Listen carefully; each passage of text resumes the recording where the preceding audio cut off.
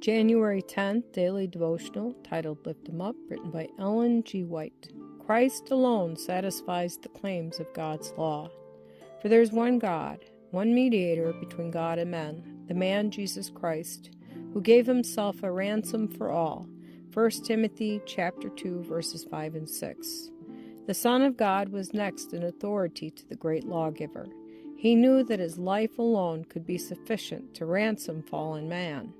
He was of as much more value than man as his noble, spotless character and exalted office as commander of all the heavenly hosts were above the work of man. He was in the express image of his Father, not in features alone, but in perfection of character. The blooded beast could not satisfy the demands of God as an atoning sacrifice for the transgression of his law. The life of a beast was of less value than the life of the offending sinner. Therefore, it could not be a ransom for sin. It could only be acceptable with God as a figure of the offering of his Son. Man could not atone for man. His sinful, fallen condition would constitute him an imperfect offering, an atoning sacrifice of less value than Adam before his fall. God made man perfect and upright, and after his transgression there could be no sacrifice acceptable to God for him, unless the offering made should in value be superior to man, as he was in his state of perfection and innocency. The divine Son of God was the only sacrifice of sufficient value to fully satisfy the claims of God's perfect law. Upon Christ no requirements were laid. He had power to lay down his life and to take it again.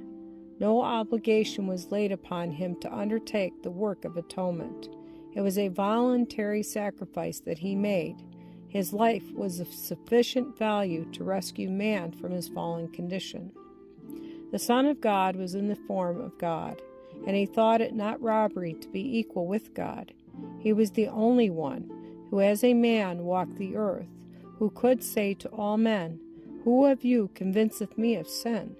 He had united with the Father in the creation of man, and he had power through his own divine perfection of character to atone for man's sin and to elevate him and bring him back to his first estate. The sacrificial offerings in the priesthood of the Jewish system were instituted to represent the death and mediatorial work of Christ. All those ceremonies had no meaning and no virtue only as they related to Christ, who was himself the foundation of and who brought into existence the entire system. The Lord had made known to Adam, Abel, Seth, Enoch, Noah, Abraham, and the ancient worthies, especially Moses, that the ceremonial system of sacrifices and the priesthood of themselves were not sufficient to secure the salvation of one's soul. The infinite sacrifice that Christ voluntarily made for man remains a mystery that angels cannot fully fathom.